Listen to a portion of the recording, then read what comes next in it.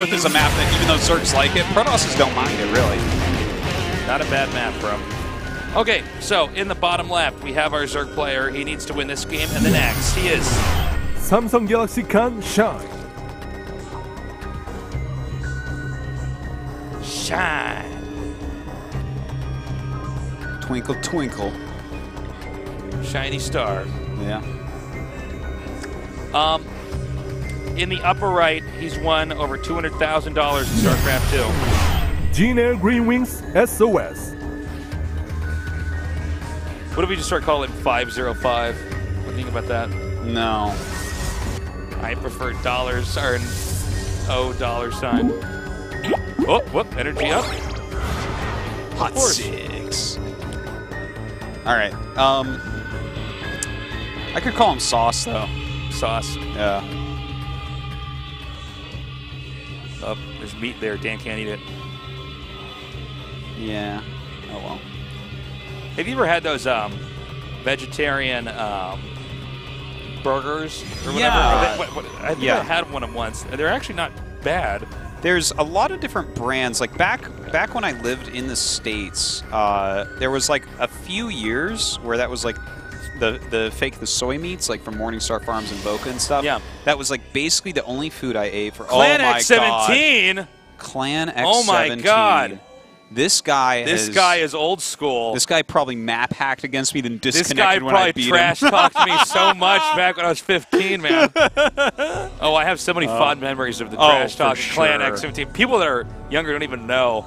No, there was a legendary place where every guy who was bad manner in the world went to talk real trash. And I'm sure Pure Gosu is still there. Pure Gosu's still there. He's probably, well, that probably is Pure Gosu down there. We're going to find out. Pure Gosu's still there. Pure Gosu is like Poop Feast 420. He's like an ethereal being that no one will actually ever meet. All right, so he's going to do the, he's going to fake the cannon rush here. Yeah, he's This is actually also a very X17-esque build. Is it? Yeah, man. Yeah, well, not that. Well, cannon rush should be more X17-ish. Yeah. 6 slings. Meh. Right now, Drewby's still in there, in that channel, trying to get 2v2s. Is he? Probably. Got bored of dropping Marauders and then right-clicking on hatcheries. He's back in X17, yep. I'm trying to think of other people who were famous who were in X17 all the time. There's a lot. There's a lot. At some point, I already went to Clan X17. Of course. This is back when, really, if you wanted to talk trash on the internet, guys, you had to do it typing in the game. There was no, this is the olden days. This is the olden days. This is where like you just typed. When something awful was the only place on the internet for this is people back like where that. there weren't enough sites to find funny stuff, so you oftentimes had to sift through some funny stuff on E-Bomb's World and other stuff that was basically just upsetting. Yeah, pretty much. Okay, so we have the pylon about to be taken out. The cybernetics core about halfway done. No real tell here as to what the Protoss is going to tech to. Yeah, I mean, there's a lot of different things that you can choose to go up to here. You can go into a Stargate, you can go into a third base rather quickly. You know, he does have that forge, so I wouldn't be surprised if he, you know, starts his +1 relatively soon. I think this will probably be an Oracle.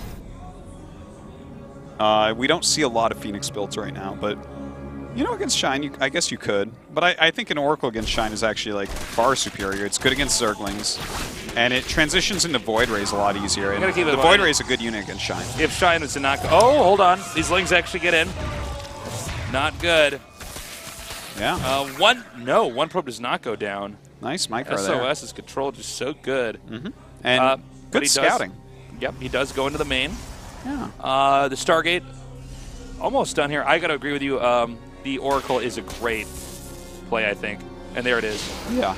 And keep in mind, I mean, if Zerg doesn't make his own Spire, that Oracle can harass the entire game. And we saw SOS in a lot of his games really like to go Roach Ling, so. You know what? A lot of people skip the Void Ray right now. I feel like I would really consider buying a Void Ray with this against Shine. You know, I was a member of Clan X17. Did you know that? I did know that. Tasteless X17. Yeah, you are a person who would have done that. Artosis was busy on US West telling people that they had no skill. I was actually busy playing Koreans back then. I told people they had no skill in the years following those years. Okay. Yeah. I had to get some perspective what skill I was. remember by the old Greens. Artosis back in the BattleNet. Losing I haven't a game, really he's like, changed your that strategy's garbage! I Like, actually haven't changed tasteless. You got to watch my stream sometime. no, I've seen you. I played Starbow with you. You're exactly the same. I am who I am. Yeah. I'm not ashamed. Well, we have the +1 attack coming here. The Nexus going down with a little gateway pylon wall around the cannon. We could see another game where it's 7 gates for Protoss, pushing out with sentries, stalkers. Totally. That's put the pressure on. In fact, that's normally how you do this build. If you're going to go for an Oracle into a quick third base, you're almost always going to follow it up with Blink and +2. And you're generally going to push out and put on some pressure, sometimes with some Zealots and Sentries before your Stalker rounds, or sometimes you'll wait for those Stalker rounds. And either way, you put that pressure on, you force them into some units, and you just try to pick off units as you can because you have the really micro-bull units. The Zerg is getting a good amount of lings here. He's already up to 54 drones. We might not see many more drones beyond that. Same for Protoss. He's probably going to focus much more on his army in a second here. And, yeah, we're going to have to wait a little bit here, guys. The Oracle's just going around spotting to see what exactly. Some awesome scouting, really. Yeah, well, that's why the Oracle's great, is even if you don't get that many workers, you can still scout around and do some harass. Oh, very much so. And if you keep it alive, like I prefer to keep it alive rather than get a couple extra drone kills because during the early pieces of the game, when you're still kind of building up your army, if you can tag their army once or twice, it lets you to just always be in the right position and always be safe. And it's just such a useful unit all game long, really. Yeah, really multifaceted. Burrow started up now. And look, like I was talking about earlier, we had a lot of roaches and lings in game 1. Oracle could be quite strong in this situation. You could still harass, and it looks like we're going to have a lot of roaches and lings here in game number 2. And he actually just made a second Roach Warren on purpose, I think, to get burrow movement. He really wants to do a similar strategy last game, but a little bit quicker. And that's really cool. But the thing is, last game, SOS didn't go starport. This time he did, and his Oracle's flying around. And when he realizes, if he realizes what's going on here and the fact that it's all roaches, and especially the fact that there's 2 Roach Warrens, he will sit back, do nothing but defend, and he will get well ahead. You can't just make roaches against someone that's completely defending. It seems like he might be able to parlay this, though, into securing the gold base while being aggressive. Yeah, that's a cool move. I like it. Very interesting. Hope to see how many drones he actually transfers up during this. It's 130 supply. Oh, he needs a force field there really badly. Okay, that was good. A little bit of a weirder force field than what I thought it was going to look like. Yeah, he almost didn't get through. If he lost like 2 or 3 sentries there, that could have been bad. Hey, the warp gates are coming up. Really nice SimCity here by SOS. Yeah, it really is. And, you know, as you were saying, that gold base is going to be up. He's sending a bunch of drones there, so that's really going to give him a boost in economy. But where is he going to put that boost? Is he going to try to overwhelm with roaches? Is he going to tech up a little bit more? Maybe get some hydras or, you know, a hive, perhaps? He could.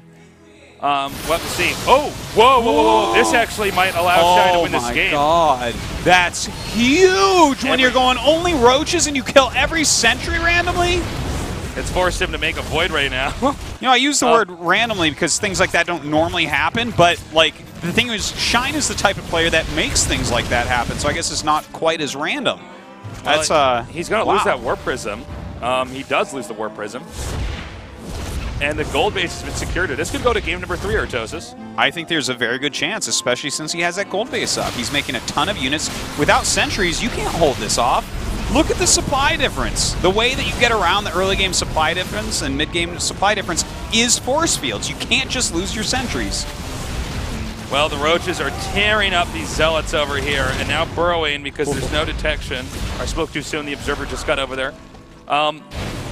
This is a lot of damage right now that SOS is absorbing. I don't know if SOS can recuperate from this. I mean, just Stalkers, they don't do enough against Lings and Roaches. Now he comes up here and he targets down the Immortal. Beautiful. Notice he's targeting the Sentries and Immortals as much as he can here. Yep. He takes down all 3 Sentries. He killed one of the Immortals as well. These, like, he can trade all day Roaches against Stalkers. What he needs to do is make sure he's killing the other units, and he's done that perfectly. Okay, the Void Racer now driving out. these. Oh no, that does it. GG. Wow. SOS knew the situation he was in. So SOS now goes to pick the map, third map here. Yeah, that was a nice tactical play by Shine. He saw the sentries were exposed. Yeah. All it takes is SOS not watching the screen for a split second. Shine comes in there, he obliterates the sentries, and from there, there's no way to deal with that giant Roach army. This was actually very well done by Shine.